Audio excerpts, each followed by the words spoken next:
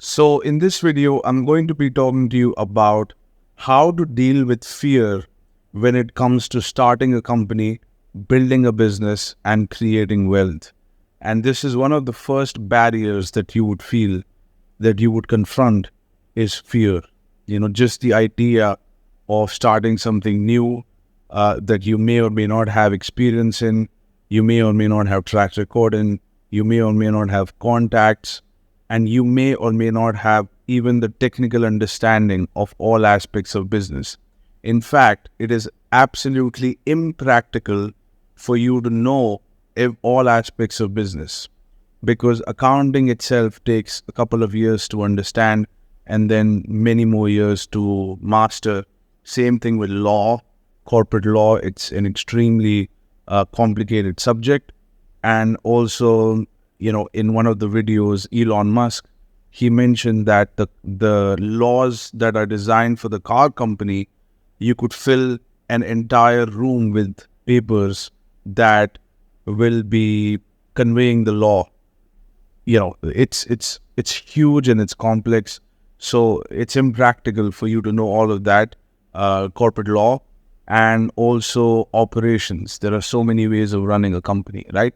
So it's almost impractical to understand everything about a business, and there is just so much fear of the unknown, and you're heading into the future and there is no certainty about the future. The economy is changing and everything is kind of dynamic and moving, and this is a thing that you're building on, which your survival is going to be dependent on, and the survival of maybe your family, friend, people around you, or just yourself, will be based on.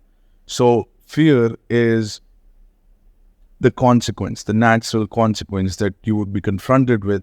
And actually fear makes all of this worse, because fear stops you when you need to be in action. So I'm going to be talking to you about how to deal with all of this, because I have dealt with all of this and I have been involved in several high-profile, multi-million dollar negotiations, including with a $3.5 million business, $25 million business, a $10 billion public company, and several high-profile bankers and some of the top international and local banks in UAE, Dubai. And I've met bankers who have financed $680 million deals. So huge transactions, big people, and one of the first things I confronted with, and big numbers. These businesses, I wasn't used to these numbers. I come from India, New Delhi, in a small town, and my mom used to make about $2,000 to $3,000. And I wasn't used to these kind of transactions, these kind of numbers. And the neighborhood where I come from has a certain ideology. So we weren't allowed to think that big. We would be labeled as lunatics if we thought that big. So I come from that background, and to suddenly be planted in Dubai where I didn't have any contacts, and I didn't understand the law, and I didn't understand the language. Some of the legal paperwork was in Arabic, and the culture there, it's such a mix of culture. So all of this can induce extreme amounts of fear, anxiety, and kind of like a toxic soup in your body. But here is what I want to share with you. Ready? All of this is an illusion. All of what I just said is just happening in my head. It's not real. It's not out there, the fear. It's just here in my head. And it's literally how I perceive things and how I see things. And how many times in your life where you really feared something, but you kept exposing yourself to that thing, and eventually that fear was gone. Maybe it was an attractive woman that, when you met her for the first time, you were really scared. But as you got to know her, you started to see beneath the surface, and a bit more of a softer side was available to you. And the moment you got exposed to that softer side, you realize, okay, this is real her, and that was just an image, a fake image to repel and induce fear in whoever is looking to her. Maybe a mean look, maybe a little bit of a bitchy look. A lot of the women I noticed when I was going out have a very mean and bitchy look. Super pretty women. And he was like, why is this girl so mean? And that's actually a front. It's not real. Once I got to know the girl, she would show me a completely different side, which was more childlike, innocent, vulnerable. And the same thing applies to the corporate world. When you meet people, when you're confronted with things appear in a certain manner. We are masters of appearances, masters of putting up a front and putting up a show to induce fear. Why? Because we are afraid of the other person. So if you are afraid of somebody, they are afraid of you. And, it's a little game that we play where we put up this front which is not real, and that can induce fear. And that's why fear is false expectations appearing real, is because nothing is actually real in terms of its appearance. What you see is rarely what's actually the case. You may see something from the outside, it looks one way, but you look beneath the surface, the story is completely different. For example, a business that looks very big, it has a big building and it has a bunch of employees, you may think that business is very profitable, but when you look at the financial statements and you investigate a little bit more, it has got all sorts of problems that you don't see from the outside, and you may discover a completely different picture. You may find somebody in a negotiation who looks very mean and who looks like super experienced and very authoritative, but when you investigate a little bit more, you may find out that that person is extremely scared of you, and that's why that person was acting in that manner. So there is all of this happening, and fear is being induced, and people are playing with our heads a little bit. In the corporate world, things are not authentic, so to speak. Things are not natural. People are playing all sorts of games. People are putting up fronts and images. Even office spaces are designed to induce a little bit of fear and trigger insecurities. I remember I went to so many different offices of top law firms, even bankers. And initially when I went to these offices, I was super scared. These offices were at the top of 5-star hotels. They had marbles, all over the walls. The lightings were super expensive. At the entrance, you would see an extremely attractive woman, and then you would go inside. The deal sizes that they would be talking about would be huge, and the partners would be wearing nice 3-piece suits. And I also noticed they were scared of me, and I was scared of them, but nobody was showing anything. But I would see a little bit flinch in the eye of fear. So the point is that these office buildings are designed to induce fear, designed to make an impression, and designed to create a certain perception in your mind about them. The truth is, the person that you're dealing with, let's say in a law firm, doesn't own the building, doesn't even own the office, doesn't pay rent, is actually an employee of the company who is operating on a salary. And this person has no skin in the game. He's not risking his personal capital. And he's just literally an employee. He doesn't own the firm. Okay, if you go to a top corporate law firm, they've got 100+ offices. So he doesn't own the firm. He doesn't even own the branch. So, but he will act like he's the boss. He will act like he owns the building. He will act like he owns the office. And it's very easy, if you don't have a critical thought process, to be intimidated, to be scared by it. But as you understand it, the fear disappears.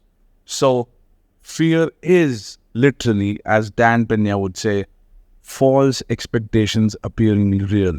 Why false expect? And this is not just some reframe where you just reframe the word and, kind of like impossible, I am possible. That's not what this is.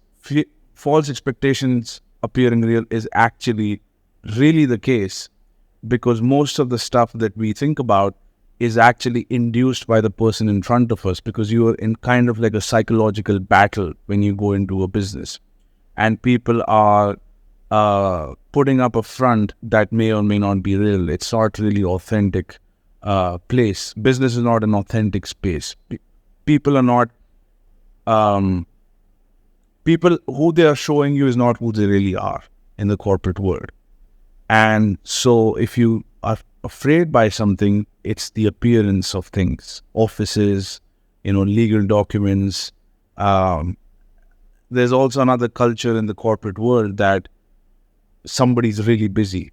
They may be just organizing papers and they're not really being productive, but they just look like they're super busy and they're super important. But they're actually creating an impression in your mind that they are busy. A lot of the employees do this to please the boss, that they look all stressed out, right? And you may feel insecure that this person, is working all the time. I remember in school, a lot of the kids would just open the book and act like they're really studying, but when you see the results, they don't have good results. So there is this whole game going on, which is completely illusionary. And initially, when I got into the corporate world, I got a little bit scared. And, I've met billion-dollar company CEOs. And when I got to know their real personalities, they were really jovial, funny, and kind of childlike. They had passions, movies, and it was a little more easier to relate with them on a 9th and 10th meeting, where they kind of let you in and they let the guard down. So, but once you get to know them, the fear disappears. And that's what I want you to remember, is that things in the corporate world are just, a lot of it is illusionary. The way the buildings are structured, the way office spaces are set up, the way people, dress up, talk, it's all made up. The whole financial system is made up. And there is another aspect of money that has a lot of fear, because money is associated with jail time in many places. And you may have this thought process that if I raise too much money, I may go to jail, etc., etc. And we are all afraid of going there. Why? Because movies associate money and jail together. Because you see criminal mastermind who make a lot of money going to jail, and there is this association through advertising with jail and money, and that induces fear. So that's why, for example, if somebody drops a bag of $1 million next to you and just runs away, you're not going to feel comfortable. You're going to feel extremely threatened, because like nothing happened, but there's just this mental association with hard cash, with criminal activities, which may or may not be the case, right? So there is this whole imprint of these perceptions that are projected upon our eyes and in our mind that creates this fear of money, fear of legal documents. We all have had watched movies where somebody was roped in through a legal document or was made to sign something that was used against them later on. So the moment you see legal document, there is fear. So I'm just sharing experiences that I've had. Once I saw it was a simple non-disclosure agreement, and I got scared just looking at it. Or if I see a big number, $10 million, when I was asking $10 million from a bank, I was feeling sick to my stomach, because it was the kind of money that criminals deal with. So I was like, am I somebody who's the bad guy? I mean, what's going on? And all of this was happening at a subconscious level. And it was all my conditioning. And none of it was real. I was just having a normal conversation, and it's a business transaction. It's a fair business transaction. It's an open and transparent business transaction. I don't need to feel guilty about it. But all of these biases come into play, and all of these come from your demons, from your shadow, from what's inside, and also the way the world is showing up to us. And all of this is literally illusionary. It's not real. It's just happening in our heads. And the top deal makers understand this. And they get themselves to look at a number on a piece of paper, $10 million, $100 million, $50 million, as just numbers on a piece of paper. They don't have anything else associated with those numbers. The effective businessmen, businessmen who are labeled as heartless, they are the ones who don't have these associations. For example, couple of $1,000 for somebody could be, oh my goodness, couple of $1,000, or even $10,000 could be, oh my goodness. And there may be panic when you're spending that kind of money. You may get panicked. What am I going to do, etc., because that amount of money is associated with hard work, because maybe you work too hard to obtain that. So that's why you feel this fear. But let's say somebody just gave it to you, 10, 20,000 or $100,000. When you're spending it, you don't have that association of hard work with that money. So it's funny how associations work, where money has so many associations. Money has association with fear. Money has association with jail time. Money has association with risk. Money has association with hard work.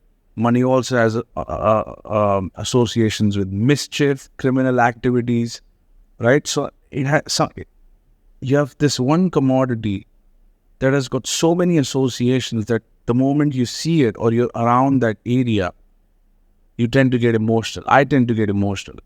That's why negotiations are so emotional. People fight for it with their life because it's the hard-earned money, hard-earned money. But it's really subjective how people make money. Some people don't work hard and they still make a lot of money.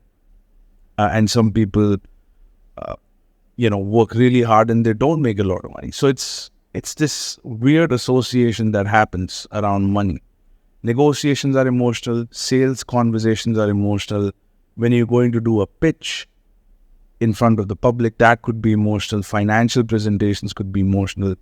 So money is a subject that is emotional, and that has got so many associations that you may have to discover, which comes from your programming based on family conditioning, movies you've watched, advertising that has been bombarded since we are children, and it tends to have this emotional charge.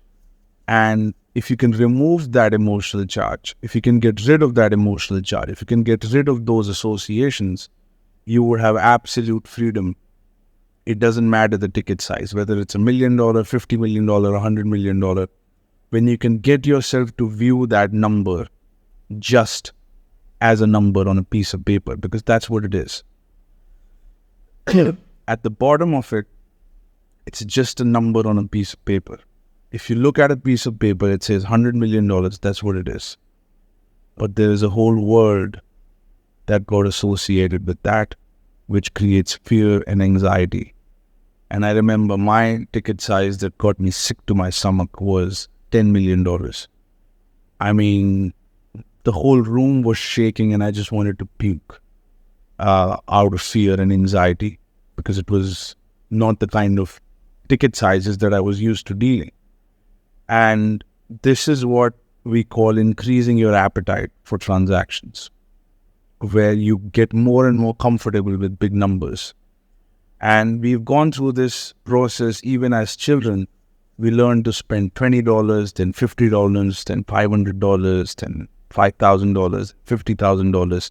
And you tend to get comfortable at each level because the associations around those numbers change. And all of that is inside of the world of fear. So that's a little mindset video that I wanted to talk about, that fear is actually not real. Fear is illusionary. It's based on our perceptions. And fear is induced also deliberately by our environment to have control over us. For centuries, people have had control over the human mind using fear. Fear of some consequence that the person can inflict upon you. People have used that tool to control human beings. So if you have fear about a certain subject, particularly business and money, understand that there are forces extremely powerful that have an incentive to keep you fearful so that you can be controlled, so that you don't quit your job, so that you keep working for a salary and you don't start your business.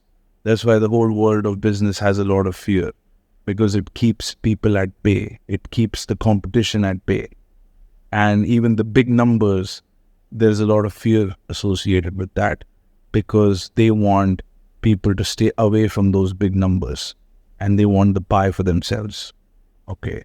So if you have fear of anything in your life, somebody at some point, either through advertising or films or someone in your family, programmed it into you very secretly. And if you can be aware of it, you can break the spell and you can just break that sense of illusion and allow the associations to disappear. And then you can come back to reality where you will see the number just as the number.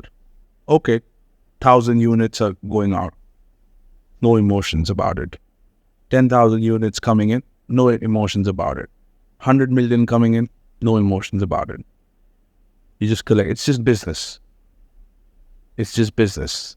There's no crazy associations attached to it. It could be a bit challenging, but I wanted to make this video and share some insight of what I felt, because the bigger the number, the stronger the emotional responses. So, and how I got over those emotional responses, because I started to get more and more comfortable in these meetings. I started to become more and more grounded, and I wasn't getting triggered. There were meetings when I would sit down and my whole face would become flushed, completely flushed. And I didn't know what was happening, why I was getting triggered like this around the subject of money. But then as I started to investigate, read books, I realized there is these world of associations that get created through family, advertising, movies, and all of it has an agenda behind it. And it's no coincidence that a subject of money has these associations and has this programming. It's a design. So with that said, I'll talk to you soon. And if you like the video, hit that subscribe button.